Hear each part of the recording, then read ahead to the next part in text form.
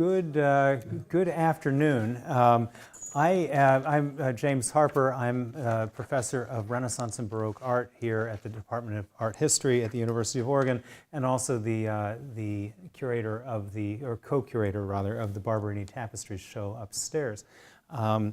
It gives me great pleasure to introduce Ken Cato this evening. Ken is not just a professional colleague, but also a good friend. He's the director of the University of Oregon's GIS and mapping program. This program is a mapping innovation center focusing on geographic information systems. That's for those of you who are like me and don't really know this stuff, GIS stands for Geographic Information Systems. So they focus on geographic information systems and location-based software development. His office uses mapping technology to help the university with emergency management, risk planning, and campus operations. In this context, he's developed several mobile apps, including one called UOregon Mobile, which some of you may have used. This is the official smartphone app for the university, and that was awarded the Esri Special Achievement Award in GIS in 2011, and was also voted Best Mobile App by the users at the 2011 Esri International User Conference. He has other prizes as well, but I just wanted to pull those ones out to give you a sense that we're in the presence of excellence here, nationally recognized excellence. Aside from his work with the university administration, Ken Cato has also collaborated with scholars on campus, doing grant work with faculty in the departments of, among others, geography, planning, public policy and management, the Department of Architecture, and the Department of Art History, which brings us to why he's here with us this evening.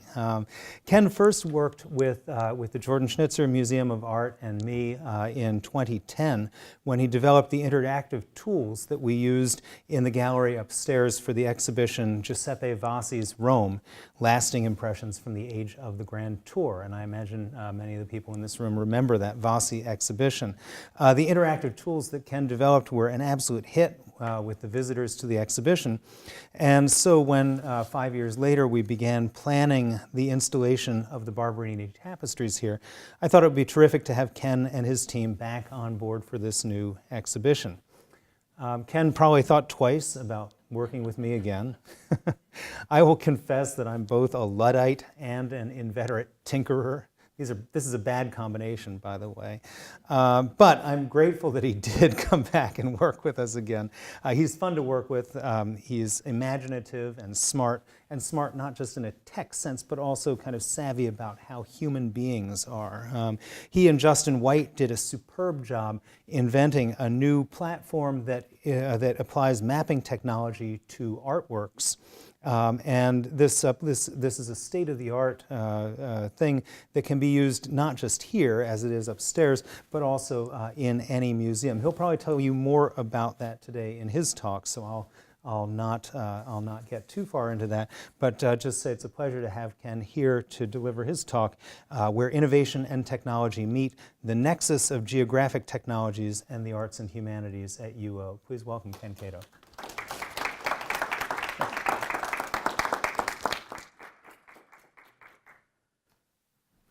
Thank you very much for the nice introduction. It wasn't hard to get me back. I came up with a cool talk title, but in essence, I've got a little outline here for the journey I thought would go on today. It's safe to say that I'm probably preaching to the choir. In fact, I know I am with museum patrons, but one of the neat things about my career here, almost 20 years at the U of O, is this place. Right, and so the title of my talk was really thinking and a chance to reflect on. Jimmy points out the work that I've done. I'm a tech nerd, and you'll figure this out quick. And the work that I do in collaboration with or on my own research is usually very tech science kind of stuff, and you'll see it. Computer scientists, geography, geology, chemistry, human physiology. But the chances I've had to work with the arts and humanities pieces have been some of the most formative parts of my work. And that's kind of one of the journey I wanted to touch on today. And even more so in a Goodwill Hunting kind of a way, the times that I've had a chance to work on projects like this that ended up in a museum, in particular in this museum on the university campus, I know I've gotten more out of it than anybody. This is a really special place, and it's a special place for me to work, to know we have a venue like this, and there's nothing quite the same. You know, Jamie mentioned he was pretty quick to say, I've got this idea. The moment Vazia was done, he was like, I have this idea about these tapestries. And even though you'll get a chance to see, we get to look at them very close as creators of software and in great detail to think about how we would make the applications. There's nothing quite the same as the first time I walked in the room and literally smelled them, saw it come into vision. It's really moving stuff. And so I'm the lucky one. The little journey I thought I'd take us on today, just going to back up. What do GIS nerds do? And just give you a little bit of context. But in particular, I thought I would try and pull out a couple of ways, some observations of my own, where a lot of my work are technology projects. And in the case of a project like this, what can we bring? The things that we like to do every day. How do we take that and apply it to what would be a scholarly look at an art history project, but also in particular a museum exhibit? So we're borrowing from the things we do every day, and how do we apply it? But more importantly for me is, how have these projects influenced what we do as a tech geek? And it's actually quite a bit. Of course, I'll give you a look under the hood. How exactly did we build the app for the Barberini? And I've got more of a question, I think. And you'll see, hopefully, when I'm done, a lot of what excites me is this kind of idea of a smart city. And I'll talk about that a little bit, but in particular, I don't know. I'm very curious to get thoughts on, you know, what is the place for art and museum exhibitions within this idea of a smart city. So we'll get there on that journey. Real quick, I just wanted to put folks' names up. If you ever catch me during this talk saying I, it's a mistake. The pronoun is we. If I've done anything, I've done a good job of not holding back really brilliant and creative people around me. We're a very small team. We fit in the back of a cab, if you will. And we also have a number of, we all constantly working with undergraduate employees as well. So it's a small list there. I put this up there just, and I know you're not going to be able to read it very well, but the basic idea is sort of what do we do? Everything we do at its center is built around student experiential learning. I mean, that's why we're here on a university campus. Innovation and technology transfer is what really drives us. And by innovation, I mean disruption. How do we try and do something in a way that's never been done before? And disruption and innovation is risky stuff, and it's stuff that I and my team love. I've got a couple of categories of things that we do, and this is what universities do. We do a lot of traditional research, sometimes on my own, but mostly I love working in collaboration with scholars such as Jamie and folks all over campus to bring to fruition sort of their work and provide our contribution to it. And we've got a long history in that. What Jamie described, this idea of how do we help can our tools make the university run better? And that's a big part of what we do. And then this idea of service. Historically, we've done a lot of work off of campus. State agencies have leaned on us routinely to help figure out new ways, build new mousetraps, and do what they do, as well as city governments, transportation districts, startup companies. At the end of the day, our job is to make stuff, and that's really what gets us out of bed.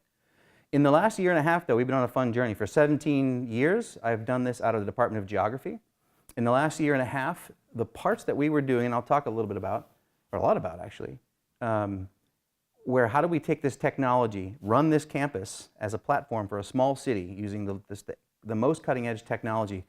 Can we make this little city of ours safer, smarter, and more efficient through the kind of nerdy stuff that we do? That's our very refined mission for the last year and a half. That team of mine, we've physically moved from Condon Hall over here to another office, and we've been just jamming on that really hard, and it's been a really, really fun year.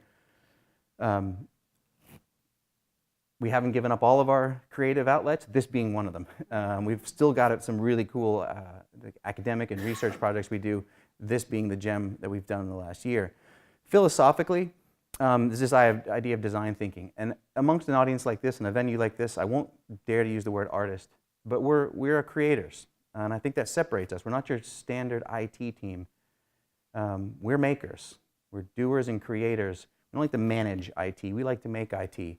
And we use this approach we call design thinking. I threw this up from a slide from a class I taught last year and a half ago. And I won't belabor it, other than to say we find this creative process to be this graphic on the top is a very standard linear flow. How do people make IT projects? How do we start? This is a project management concept. Oh, we begin and then it's this linear flow. It's very long and it's a little bit prescriptive. We really like this idea.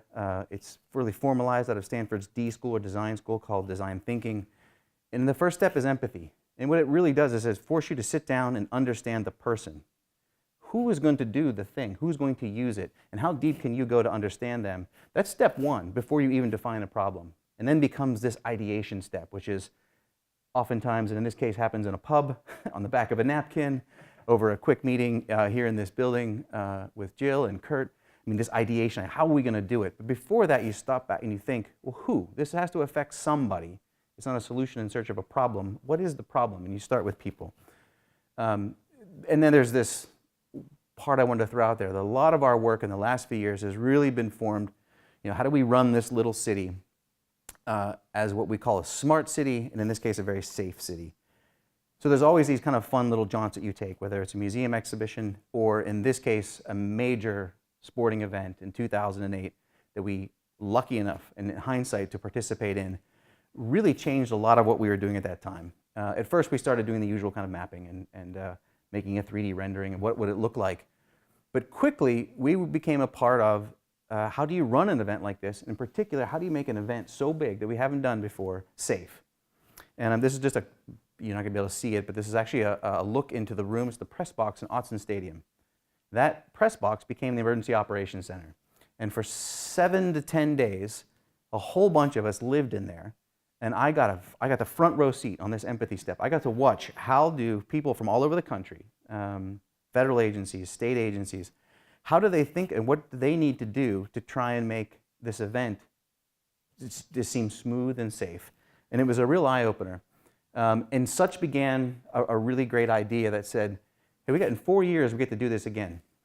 And what will we do in that case? And these are just kind of graphics and fun things, but if you've ever seen the movie Minority Report, and Tom Cruise is standing there and he's with his hand, manipulating information as fast as he can move it and think and making decisions. I won't lie, there's Star Trek, there's these things that motivate us. Minority Report was one of those.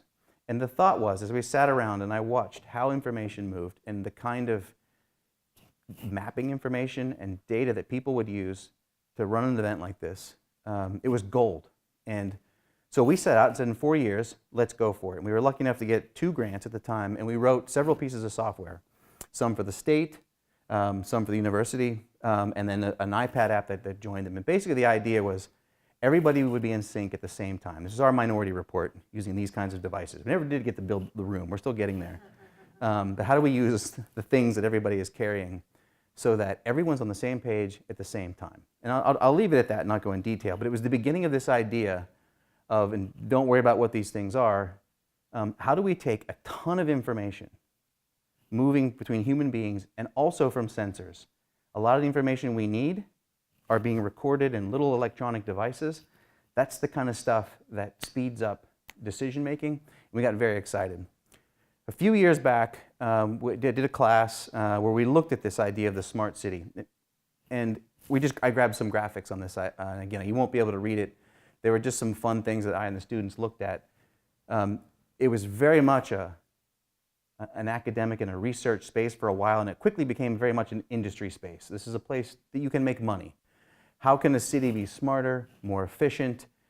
How can devices, sensors, and objects out there begin to help us make better decisions, save money? So we were just for fun starting to look at what are the kind of ways that these things get portrayed. So we were just grabbing some of these. But this idea of a smart city very much gelled with what we were trying to do. And so we're always looking at that on our creative side while we're making things day to day in real software that people could use. And I will brag a little bit. Both of those applications also won the International Award the year later. We were really on a roll. And again, my team takes the credit for that. So this is this idea of a smart city, location data and sensors. This is the stuff we're doing every day, and we're really excited about it. What I wanted to stop and kind of do this back up and talk about what are how have these art and humanities projects influenced what we do. I had the great fortune, probably, I'm going to say about 15 years ago, one of the first projects I worked on with Esther Jacobson Tepfer. Many of you probably know her, or Gary Tepfer, her husband.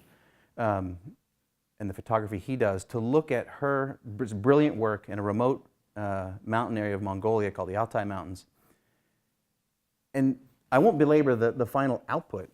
The revelation that came out of that project was in thinking about how does a brilliant scientist, in this case with an understanding of art history, take all this field work and all these notes and a concept in her mind of how it all interrelated.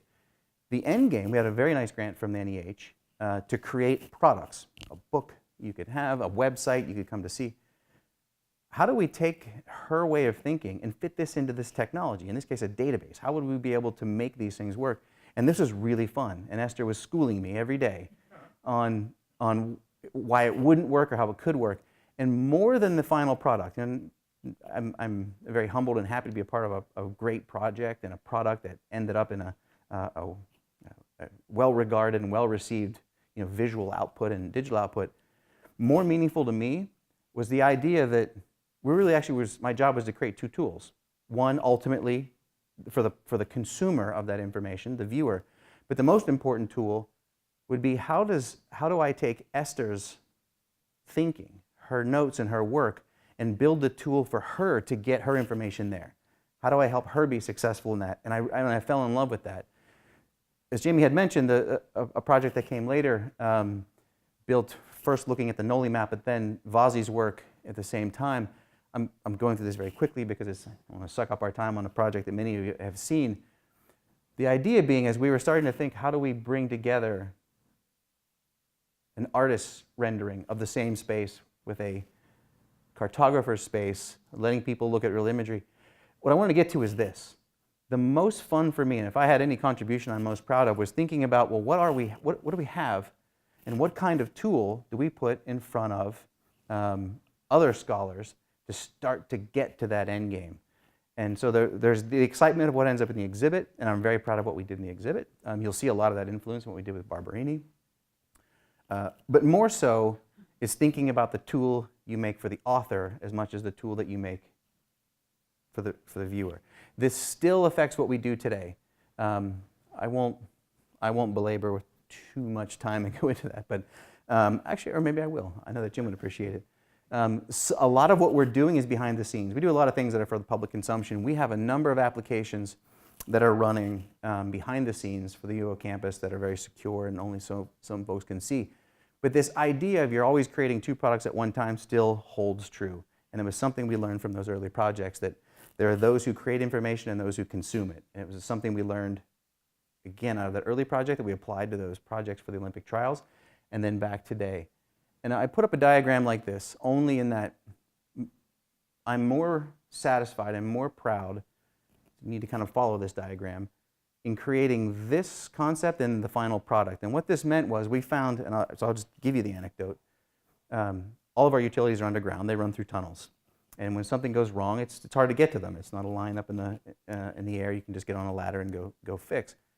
And especially our electrical services are running in these very antiquated tunnels under campus. If something goes wrong, the very same folks who need to go down there and fix it are also basically stuck doing air traffic control. Who is down there and when is a safety issue. It's not a safe workspace. We need to get them out of there.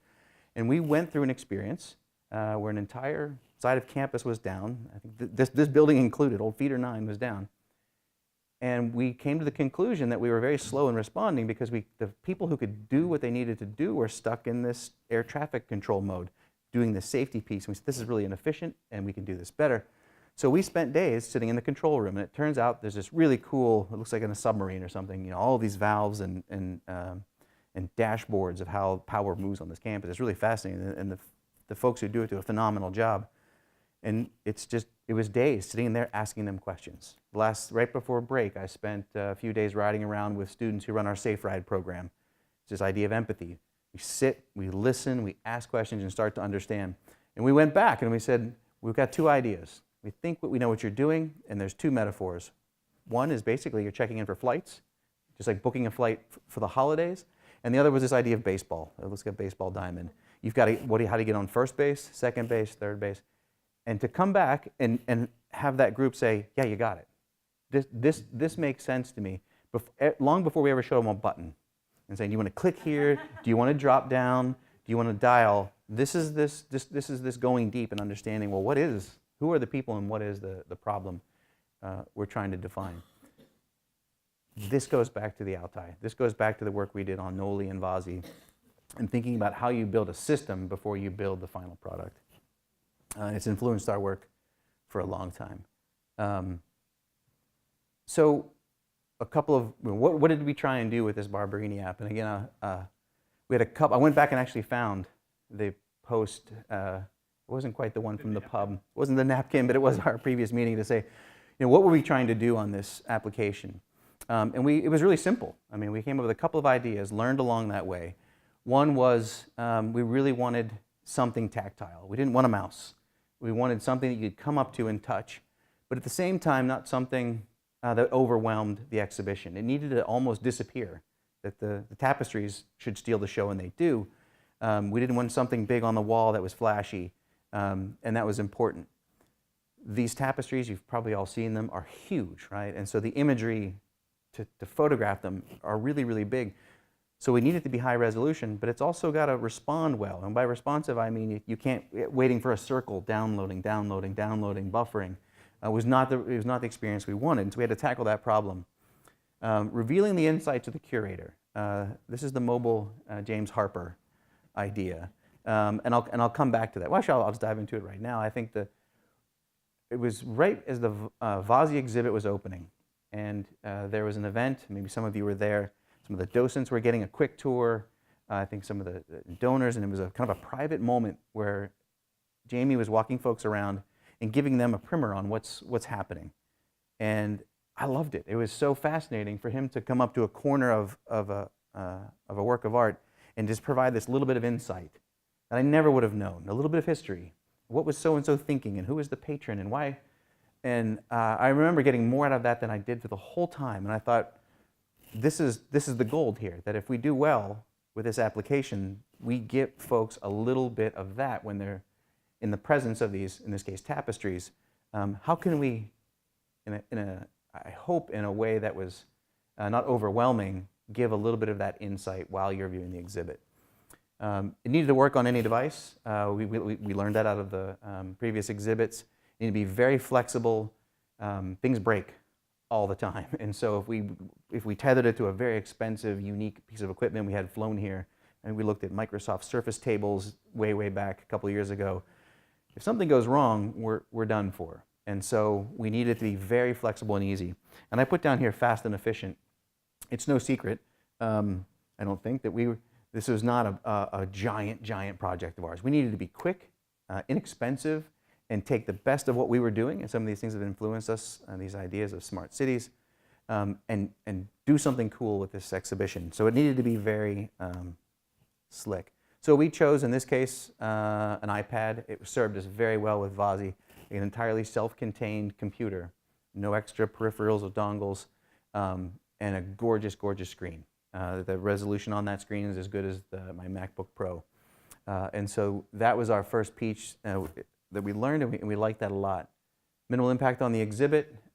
We went and looked for the most, I think, slim, elegant, unobtrusive, and simplistic way to get it in the room and not overwhelm or distract from what's going on. High resolution and responsive. So again, you guys have seen the exhibit. There's a ton of really cool detail there. And if we couldn't get down to that, seeing those threads, then we weren't really doing much. We would have missed the mark. And so that presented a bit of a challenge. In particular, having been up the exhibit, some of that stuff's really high. And so you can see some stuff right in front. So how would we let folks do that? Well, in our world, as Jamie had mentioned, we're very influenced by the kind of map technology that we do. Well, the same thing you do with Google Maps, the same thing you do with our apps, we do what's called tiling. We have to break that very high resolution, heavy in terms of megabytes and gigabytes. I mean, these are very big images and photographs, and break them up. And we use, you turn it up into little grids, and you use a concept called a pyramid, right? And so whether you're doing maps or doing imagery, at the end of the day, for 12 tapestries, we're talking about 36,000 little images that it takes so that when you pinch and zoom, and I'm wildly encouraging it, but if you've got a smartphone with you, barberini.uoregon.edu, you can be looking at it while we're sitting here. It'll work from any device.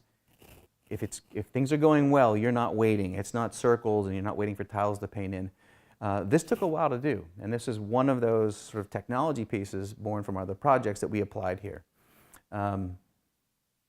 It took a little while to do, and there's many ways to skin this cat. If we were in a different audience, I would go deeper into this, but you can see in this one slide, it talks about blurring and resampling. If you do it wrong, things don't look right, and there's some very unique colors in these tapestries. It's not a digital image, found from the web, and so we had to kind of run through a number of times to begin to find a satisfying algorithm that was working well, because we did not have the time to go in there, as we did in the Noli project, and digitally enhance all of these images. And so we applied some of those tools to do it. Revealing the insights of the curator. And so here's our metaphor again. We have an app for the author before we have an app for the user. So this is a view into the application that only Jamie gets to use. And this was also a part of this model of efficiency. The project wasn't going to work, and most don't, where we need to spend hours and hours and hours in a room together. That was a lesson learned of poring through Esther's field notes, looking at imagery. Our time is better spent on high-level thinking and not just kind of that meticulous poring through documents. We need a tool that Jamie could log into anywhere, anytime, without any training, to go in and begin to enhance or provide some of that insight. And so this is that tool. We built a web application here for him to do that and begin to describe these. Going in detail, effectively drawing. This is the same technology we're using during an incident and how we use map technology. I think the first time we did this, if many remember the snowstorm from last year, or ice apocalypse, we were on the fly. Folks are running around, putting up caution tape. Where's a lot of dangerous spots on this beautiful campus with older trees. We basically lifted that technology right from there. How can you walk around on your phone and quickly annotate that, have that be real data seen by many people? That's the tool that we basically lifted for Jamie to be able to use to annotate those tapestries. Again, providing more insight. And work on any device. That's not a small feat. That takes a little bit of while, but I think we pulled it off. They run in the museum on iPads for good reason. It runs just the same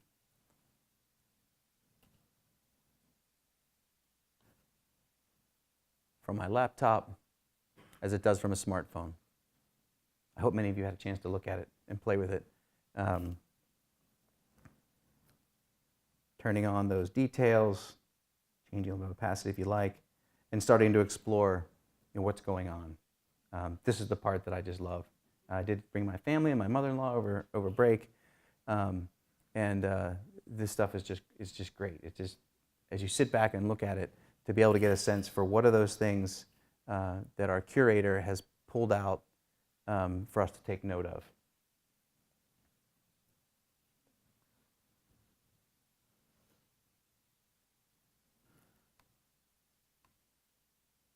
Just some screen captures. Shoot. So does the library supply people with a smartphone or an iPad, or does a patron have to bring them in? In the museum? The museum. Well, in the museum, we've got them there. So there are two on either end of the exhibit from that earlier. They're hard to see in that photo for a good reason, because we tried to keep them very obscure. But yeah, they're mounted up there for you to use. But if you've got your own, and we'll talk about this. I think one of the real things we've maybe barely scratched the surface on is folks who didn't make it in, who can see this. And this slide is not a bad moment to mention. So we did run into, all projects have their snafu, their moment. Oh, you had a question? So will this technology still be available once the exhibit comes together? Absolutely. Mm-hmm. Well, even less so than being archived, it'll go until we're not here. We have no intention of taking it down. If anything, we'll grow and expand on it. If we have a little time afterwards, I'll tell you, we're already starting to adapt it.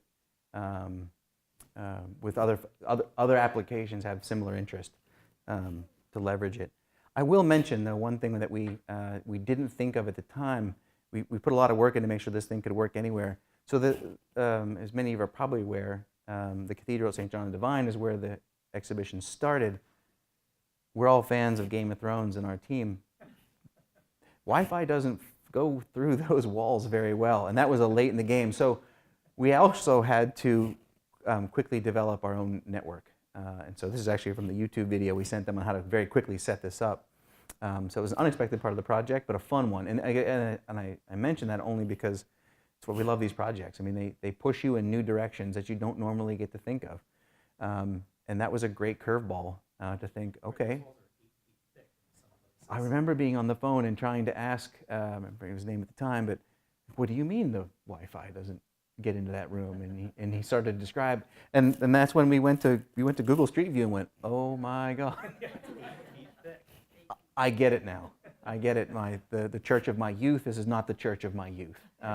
This is a very special place, and so we had to rethink that and actually create a network and ship it to them, so the application would run without Wi-Fi. You had a question? So you have created this so that this will be able to be used not only back there, but with any other place that exhibits the tapestries. Correct. That would go with the tapestries. That's really neat. Yeah, this was an add-on because we had to. It's a bit of a fail-safe too, so networks do go down. It happens. It certainly is a lot better than it used to be. During VASI, we definitely stressed that a little bit because networks sort of come up and down across campus. The one upstairs actually runs on this little loop, so it's independent of that. So that was just a kind of a quick, I don't know, the things that interest me and what's influenced me to here. This is a little bit more of a question. I'll kind of walk through this, but I'm curious. In our exploration, and I underlined art, right? Art's in there. I don't think I can coin that, but certainly not the first. But so this idea, right, of what do exhibitions and what does art, and this is more of a question to you. I'm not the expert. What are the things that we're doing? How do they influence this future? And so, again, when we went deep, I'm pulling some slides from this class that I taught, where we looked at it from the angle of transportation and efficiency and safety. And again, on these graphics, where we came up with a couple of concepts that we were seeing throughout all of this. On this top level, you have, I'll use the bottom level, this idea of the citizen. We're all sensors. All of us carrying these smartphones are carrying some very sophisticated equipment that, if we choose to, can contribute lots of information all the time. The top level in blue, the structures we live in are themselves sensors and are filled with sensors. And this idea of in the middle, how are we connecting that and what are we doing? So we explored this idea through a number of research projects in this class, the idea of a citizen sensor. That's a cool way to say those people walking around with sophisticated sensors generally are smartphones. What's in that for the art patron? And so some of the projects, this was a grant we got several years ago where we started looking at the idea of letting people contribute information, in this case about transportation. It ended up becoming an app that we licensed to the city. Tell us what you think. Move through space and time. There's the kind of the geo concept. And contribute information back. In this case, things about your biking infrastructure. I only put this up there to say an early lesson is we got really excited. Once we actually were able to create the app, get it out there into people's phones, we started asking way too many questions. Very detailed stuff. And a quick plug to one of, may know Paul Slovic, someone that's really, I think, influenced me in a lot of what I've done. Saw one of a talk I was giving and said, hey, let's get together and chat about something. I've got some ideas. I'm very curious about this idea of mobile collection of information. And he said, you may want to read this paper on affect heuristic. You're overthinking this way too much.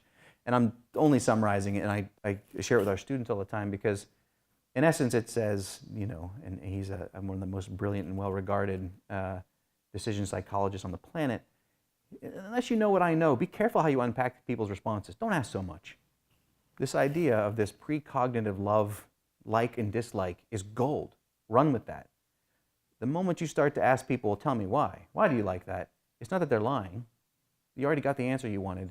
They're going to rationalize a reason. And it may not actually be tied to this sort of almost precognitive idea of, well, you asked me, I liked it, I liked it. How does it make me feel? And so it really influenced to simplify this down. We found a project that we really liked. It was called Mappiness. That sort of embraced that. This is sort of all of the UK thinking, how are we collective? It's a collective mood ring, right? And so all of the crowd at any given time, and one of, Paul had brought a colleague of his who also is just a preeminent researcher in decision psychology, and his expertise was mood.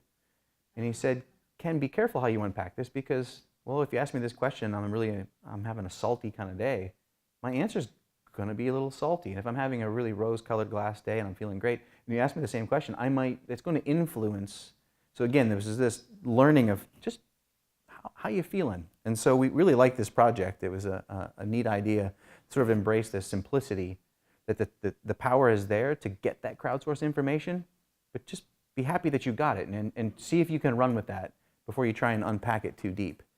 That was just a little plug. We were very proud that we did license this off to the city and became an app called iBike Eugene. Maybe towards the end of its life cycle, but they use it every day. When you drop a pin in there and there's the bike lane has glass in it, it lands in their system and they go and do it.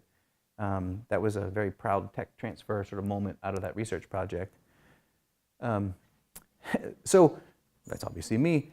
So something we did in that class too to sort of extend that was to say, well, as you move through, so this is a little sensor on my pocket there, as we move through space and time, I can tell you how I feel in my mood meters. I like this spot, I don't like that spot, but what about the environmental variables that I'm passing through? Is it well lit? And so what are the kinds of things that I can hang off of me as a citizen sensor to sort of maybe validate or modify what I'm telling you about what I like and don't like? What other kinds of things can we sense beyond my sentiment? And how do we use those instruments? I only put this up there. We created an application not too long ago for a big event called the Innovation Summit. I do think we've kind of barely scratched the surface on using our tech to make people aware of events happening here. And not only did we sort of guide people to events that could be here, but also this hearting and emoting. I think there's something we could look at within the museum to get a sense for, now granted this would to get people here, but what they think. So we then expanded this idea to say, okay, we really looked at what people as sensors can do. What about the city as a sensor? And so we were lucky enough to get a follow-up grant with Chris Bone in the Department of Geography. We worked closely with LTD. We put, in this case, rather than you being the sensor, we put the sensors on, in this case, the MX. So can we affix, it ended up being that little blue thing that we packaged up. Can we stick that in the bus on an object, a piece of infrastructure, and have it talk to you rather than your device? So we want to ask you something in a very specific spot. These things have been going on for a long time. We've got sensors that detect cars and bikes, but this is no small thing, right? You got to cut, this is an expensive thing, is to cut the road and put an inductive loop in and start to gather data. We got really excited, this idea of a smart city, that this shouldn't be so hard. We saw a company up in Portland built their own bike counter with a phone and a few tools. So it began. This is actually a picture from our desk. We went off and bought pennies sometimes, pennies and dollars. We can do this, right? We can buy these kinds of things. This used to be a very expensive and challenging endeavor to want to build sensors. Not anymore. This is the idea of the smart city, the Internet of Things. These devices are not that complicated, and not that I'm saying it's not complicated, but I knew my kids were coming.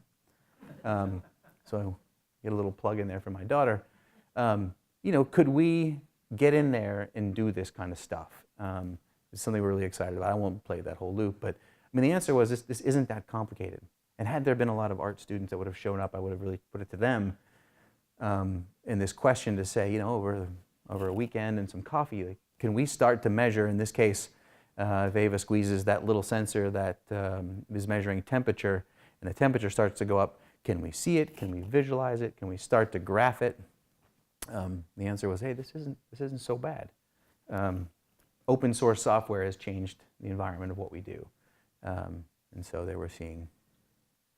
So one project though, so we looked and looked and looked, and I had that question, where's art in the smart city?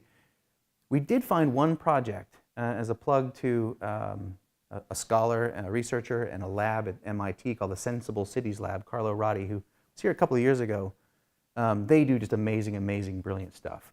And they did a project, same idea. So that Bluetooth sensor that we put on the LTD bus, they put in the Louvre.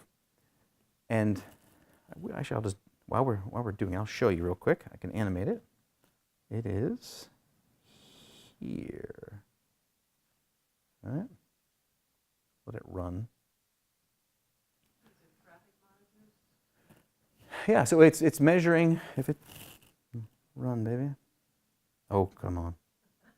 You'll see the stuff that I love, you don't get enough Pittsburgh dad. There. So you're seeing patrons moving through the Louvre, right? And so I'll just let that run. It was an interesting, I'll call this a deep, I don't think he would call it a scholarly work of great depth.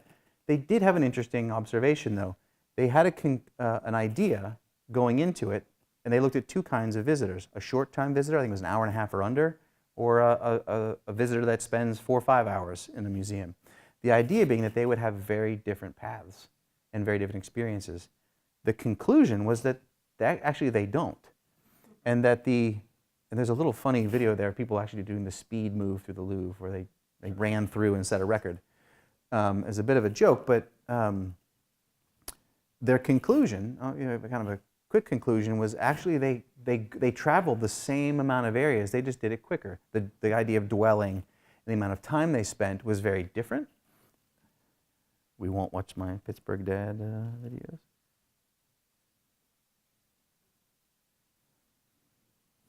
So the amount of time that they spent, you can't quite read it there, but there's 1.5 hours, a little bit, that it actually wasn't as different as they had thought. The only interesting variable they found was crowding. And so they did notice that there was a point of diminishing, that's not the right word, of diminishing returns, but in terms of density of viewers of an object, as a few more people came, it actually attracted more people, right? And maybe I'm preaching that. But at some point it became too dense that people would blow right by an otherwise very popular piece. So again, I think they're much like we do. They didn't go very deep, but it was a really interesting idea, and I think one that would be ripe to mess around with here at the George and Schnitzer Museum of Art and see how it goes. And as an idea of sort of what is this a smart building, I was just for fun, we could do this here actually, and start to see what kind of patterns do people use. Any patron with a Bluetooth device effectively could do this. You can give it to people. Our early projects, we handed the phones out, to your point. A small aside, when we did our first mobile project about 2011, we were handing out phones. That first grant we bought, I still have in my office. They look like paperweights now, but original iPhones. And we would hand the people, the assumption being people wouldn't have them. We certainly shouldn't expect them to bring a smartphone. Is that we were publishing that paper, we got asked a question by the reviewers, and the question was around this sort of exclusivity. Will folks not have it? And we thought about it, and our premise was, yeah, we're ahead of the curve. I mean, we're fully aware that what we're trying to do is ahead of the curve, but we thought, let's dig a little deeper, ask some colleagues, and do a little more research. And an interesting thing we had found, even back then, that it wasn't as exclusionary as you might think, that for a lot of people, their smartphone is their only internet access. And the smartphone is as powerful, if not more powerful, a tool. They're more likely to have that as a tool than a family of low income than a car. You can schedule a doctor's appointment. So the tool was fairly ubiquitous, more so than we thought. So the idea that people are carrying them is, and this is 6 years ago, so there's an idea we could do here. Something else, actually something we've been messing with for years, but when I came over at the symposium lunch, Jill was at Carolyn, I think, was turning us on to some ideas. So a lot of these are our students, one of the nuts that we have to crack in making our smart city work for campus, there's 23,000 rooms, right? And they all have to work in concert. Something's happening here, classes are scheduled, And how do you keep that up to date? It's not, and if it's not efficient, it's a waste of time. And so we explored lots of ways to do that. One of the ways actually we use is that same drawing tool that you used is the drawing tool that we use. So we basically crowdsource it. But we looked at, in this case, a $99, that's the top of a what's called a Microsoft Kinect or an Xbox gaming controller. Can you, actually I got a little video here. So the student James, he's off at Dartmouth now doing really, really cool stuff. He's holding that $99 device on top of his MacBook. I know it's tough to see. Walking through the space where I used to work in Condon Hall. And if you can see what's going on there, basically he is building a 3D map, a 3D point cloud of that space. On the right, you'll see, this is a project we did with a startup company. We're in the Knight Library. You've got a laptop, 2 cases. There's basically just cell phones in it. The idea is this thing needed to be portable, you could fly. And on the front, you'll get a better view of it, is a tiny little laser. It's called LiDAR. I know Jim knows what LiDAR is. Typically used with aerial, from airborne stuff to do kind of imagery from on high.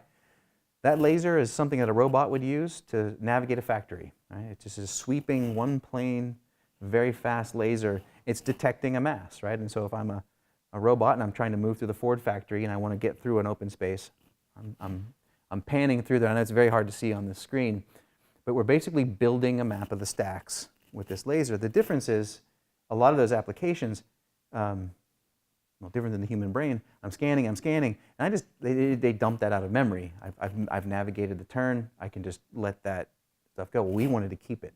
How do we retain that information and build a map on the fly?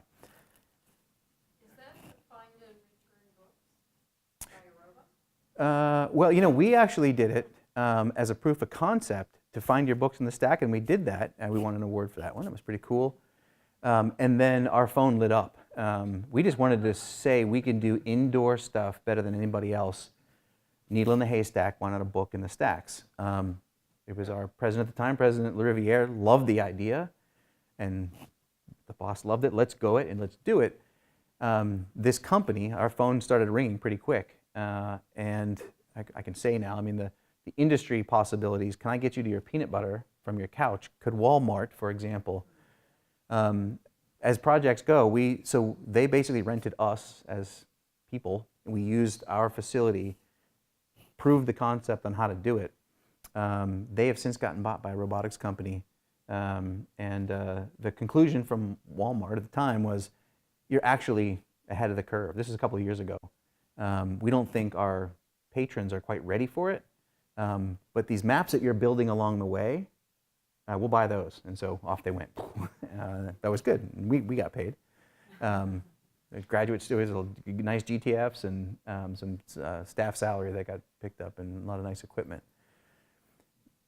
Basically, and this is the look at that, what do we get out of that? Well, this is what's called a 3D point cloud, right? And so you're seeing it by depth. So color is depth. And that's that space that we were first in. We can model that same space as the infographics lab in Condon Hall. Is what's called a triangulated irregular network. We're kind of just building surfaces from that. You're also capturing, it's a camera, right? So we've captured a photo, and then that photo then gets pushed onto that 3D model.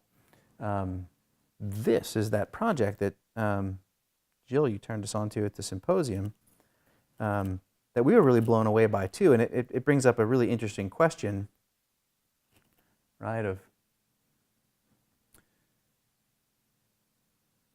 something, Jamie, we had talked about. You know, how do you experience Barberini when you're not here or you're not at the cathedral? And somebody has done this. It's pretty cool and immersive. It's the same kind of technology. It's known as structure from motion. How can you take overlapping imagery and build that point cloud, drape imagery over it, and give that, it's not really 3D, but a 3D-like experience. And is there, you know, is there a place for this? I know if there were an endless time and money, we would have done this and had some ideas around Barberini. But what does this have to offer the museum experience as a piece of technology. You know, how can I experience this from another place? Very, very cool. And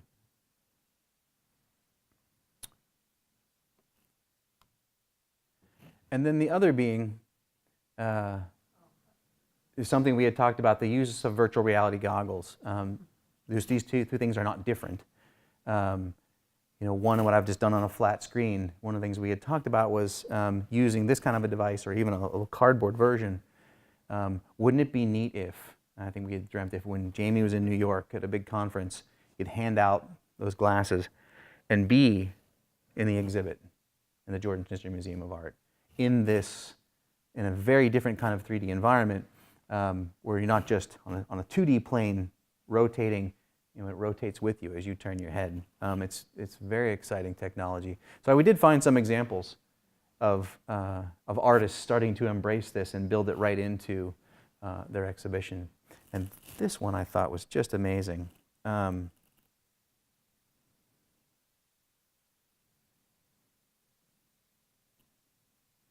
going to skip ahead just a little bit. So this is a graphic artist who does animations, Disney movies. I'm just going to move ahead. We don't have audio on this. There. And something, Jill, we've talked about before, and neat ideas and the kind of things that we're excited about in the Place for Art. As Jamie well knows, I'm a giant sports fan. I'm a kid from Pittsburgh. I love my Steelers. There's something different about watching something in the past versus watching it real time. And I got really excited about this. In this case, if you could hear it, he's very excited about this idea because in my brain, I'm drawing in 3D anyway. And so this technology is really liberating for him as an artist because he's rendering it and moving around in 3 dimensions. He walks around to the back of the character, the beast, right? But the thing that excited me about this was, as just a appreciator of art, but not a real maker of one, to be able to throw on my goggles and watch this happening in real time, just like the same way watching live sports is very different than watching a recording of it. Seeing the creation of that and experiencing it at the same time, it was really kind of exciting to me. That, again, I think if we had young students of art here, I would press them a little bit on what they think about this, and they're probably telling me I've already missed the boat, and this is very normal. But some of those ideas we played around with, or how would we take these smart city, these sensors and techniques, and influence this experience, it just absolutely blew my doors off.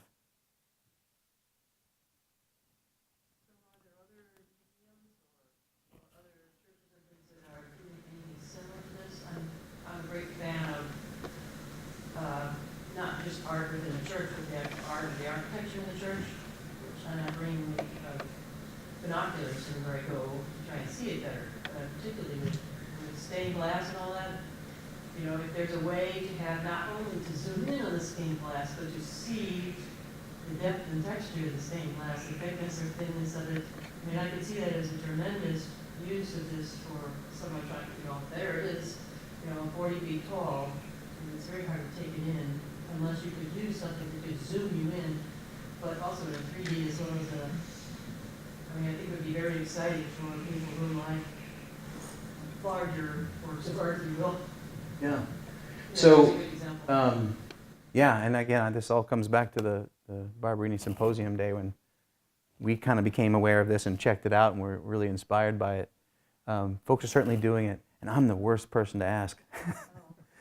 I'm the tech nerd that these guys call up every so often when we've got a project, but it's not something I think about a lot. And so I'm more curious of your experience on how, we've looked at over the years, different kinds of, again, back to those real kind of traditionally tactile. We looked at tables, and we actually one time built, I think, Jim, maybe you checked it out, the sand table. We had built a really cool augmented reality table over in Condon Hall where as you're moving sand, it's redrawing contours and very kind of a hands-on experience using those same controllers, that game controller and a projector. We looped my father into that one year after he was retired, and recruited him to help us build that. And we've seen some of those kinds of pieces, but I haven't. That was the first I had seen of somebody using kind of sensors to look at how people move through those spaces. Was new to me, and the one that's kind of exciting to me that we were, again, if there was endless time and money, the virtual reality piece. I'm certain it's being done. I just don't know. Maybe we could have been first, but not now.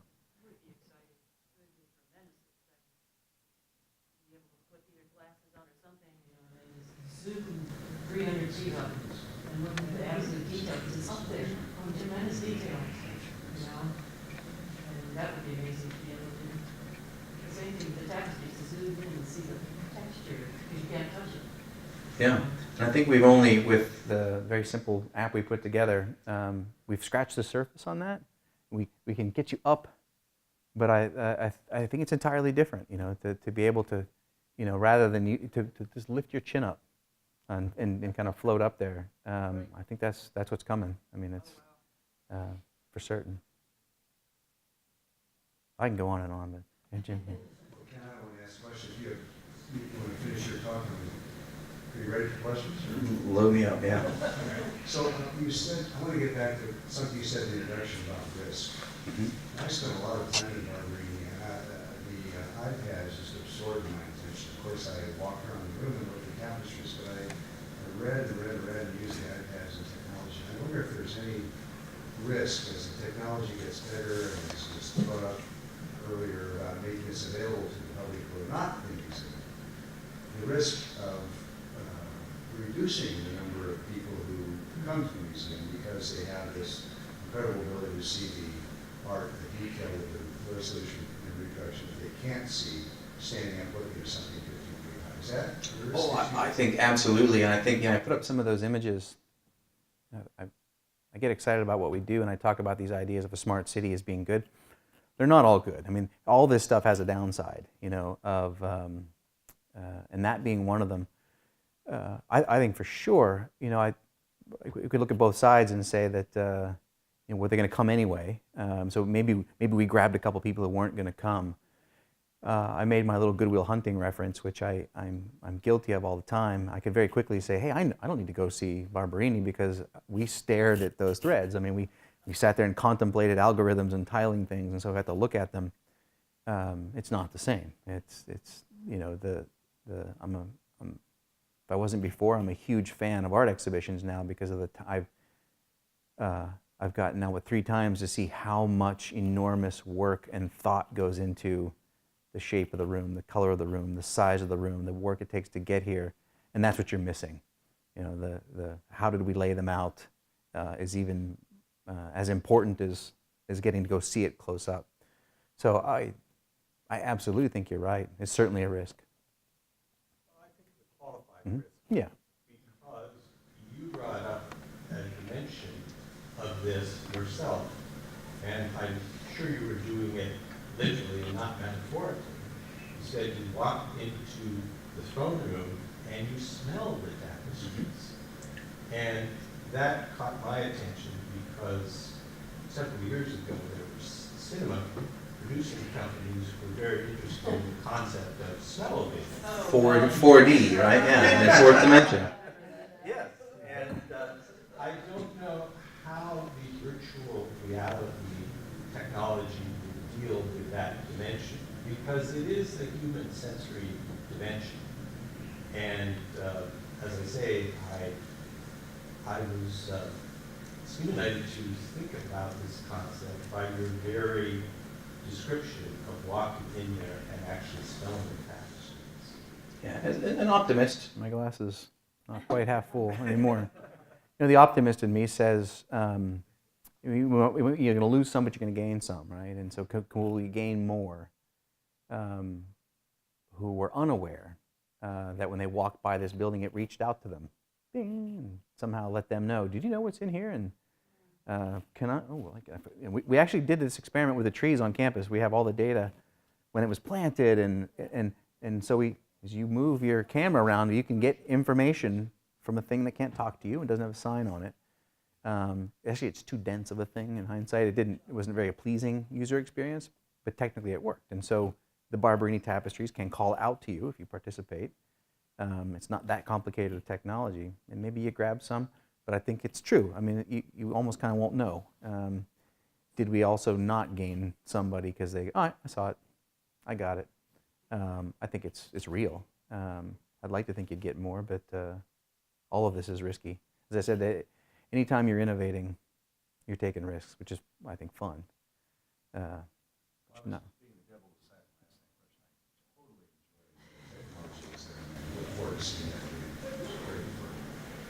Cool. A question about looking at the thing with the Louvre and the people moving through the museum, or also looking at your mapping of campus and people moving around campus.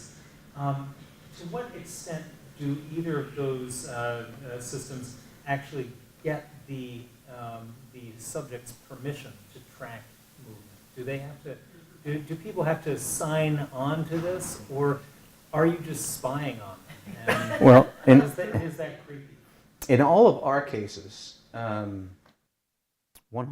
because those were research projects, we went through human I mean, that's where we handed out the phones too, because we could 100% be sure. And I think one of the conclusions of our project we did on the MX was we were really limited in our ability to analyze that and find good conclusions, because we really didn't want to go over the line with any of our human subjects kind of pieces. So we didn't capture hardly any information about folks that we could kind of, you know, are you a short visitor, a long visitor, where are you coming from? And so we don't. Now, how does it work? I'll say that as the builder of applications, Apple does a pretty good job. If you're using an iPhone, you know, they require us as developers. They will not. Our app doesn't make it to the store to you unless we follow those guidelines. So if I'm doing anything with your onboard device, you're being alerted. You'll see it on top there. Android, not so much. And most do tell you. I think probably the single most interesting and maybe relevant idea of crowdsourcing to date has been Google traffic. If you're driving and you have your phone on, especially if you have that app, you're part of the crowd, and it's phenomenal. I mean, it's almost to the moment. You see that red and you're going, I gotta get off here before I get stuck in Portland and for hours. In Waze, Google bought Waze, and it all fills in together. I mean, those things between the sentiment piece of what you see and that sensor on your phone slowed down. You should be traveling at 65. You're traveling at 25. That light gets orange. You kind of know, but you also don't. So some of those things are behind you. The idea of the smart city, big data, Internet of Things, security, your personal information is going to be an interesting frontier. When we did 10 weeks of that class, and each week we would pose a question like this and ask the students, how do you feel? Because today, there's a spectrum of efficiency, right, that comes from that information flowing, and then privacy. Where do you fall? You know, are you freaked out, or are you okay with it? And it's a gross generalization, but there was a bit of an age factor that, by and large, I found our late teen, 20-something students very willing to accept a lot of that efficiency. The PhD student, the grad students were a little more cautionary. One wouldn't even carry a smartphone. She's still the brightest computer scientist of them all. Had that old candy bar phone and was like, that's all I'm ever going to carry, and here's why. And in the next week, we would unpack an article, your TV. We have one. Kids talk to it all the time. You know, turn on the Animal Planet. We pulled out the Samsung's, the actual legal language, if you ever read it, with your television. And if you juxtapose that or put it next to 1984 George Orwell, I mean, it's almost boilerplate in terms of what they're saying, that they basically have the opportunity to listen to your voice all the time. Now, as a tech nerd, they're not, nor could they. It's the option is there to try and learn your voice and be more efficient. I mean, but you open that door, and so your fridge can spy on you. And as well as the security that comes to make those devices secure is very expensive, and it's not what the market wants to bear right now at all. So yeah, your fridge is very hackable. Your baby cam, any kind of webcam, we did that in the class. Let's just go out there and ping. So when you get a device, the code is 0000. Most people don't reset it. So go out there, ping the device, get a response, give it a passcode of 000, and 70%, boom, you're watching the cam. I mean, actually, we worked very hard. We have all the security cameras on campus available for our dispatch. They can see it on the phone, dial it up. That security protocol was hard. It was hard work. But that we pay a lot for those devices. The kind of stuff that we bought right there. Yeah, it comes at it's an interesting tension between efficiency and all the cool things you get out of it. And of course, if you look at those diagrams that are sort of industry driven, they're very happy and very cool and efficient and safe. There's a whole other side to that, which is this Snowden style of, hey, watch out, this is Minority Report, right? The thing I'm excited about is the mm-hmm. Yeah. From Minority Report, when you have these, if you're walking down the street and the store's going to say, oh, Ken, we've got your jeans in here now, you should come in and buy them, or whatever else it is. Do you think you'd have things like that would be, oh, I can tell from the apps you have that you're an arts patron, and you are now walking by a great show of something, will it come up and say, have you seen the Barberini tapestries yet? It's only here for 2 more weeks, you should come in. I mean, yeah, it's on there. When we did that experiment project with the gang who ultimately were effectively, Walmart was curious about this. I think I was the first one to debate with them. So the idea of the art museum is very intriguing, right? It's a certain kind of space. And could we infer any real pattern? I don't know. Time would tell. The idea, and I'm looking at my kids in a funny way, the idea that I lingered or dwelled in front of women's swimsuits was probably because somebody asked me a question or my mom called me and I stopped and I paused. Like, the idea that could you accurately infer that or would you screw it up? We're a long way from big data being meaningful. It's the Wild West. It's exciting times for a tech nerd.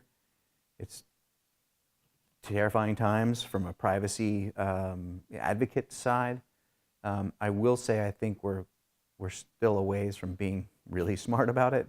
One step forward, 2 steps back. It's messy, and getting accurate inferences out of all that, millions of bytes of information flowing over is not easy. It's out there, but yeah, will you screw it up? Probably. And is that what people want? I wouldn't want it. I told the Walmart gang that. It's the last thing. I would not use the very app that they were asking us to build. It's not my thing. It's not how I shop. And we found that with the experience with finding your book.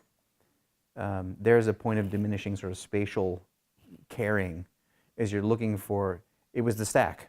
If they could find how am I oriented to the stack from where I am here and it's over there. Once they got that close, well, now you're using your brain and your eyeballs to deduce K through your Library of Congress or Dewey Decimal System. You're not doing this any longer.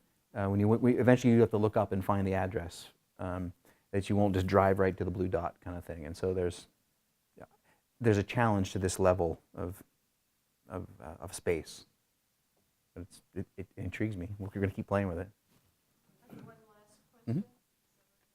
last question. I just wondered, especially for teaching in the arts, we obviously can't go and see data, but if someone can take this 3D picture of it all the way down to every single little thing in the sculpture, and then every art student can look at the larger data and then into the microscopic data, isn't that going to be an extremely exciting thing to do? I mean, and I guess it's already up there. I don't even own a computer, so I don't know that any of this is even going on. So,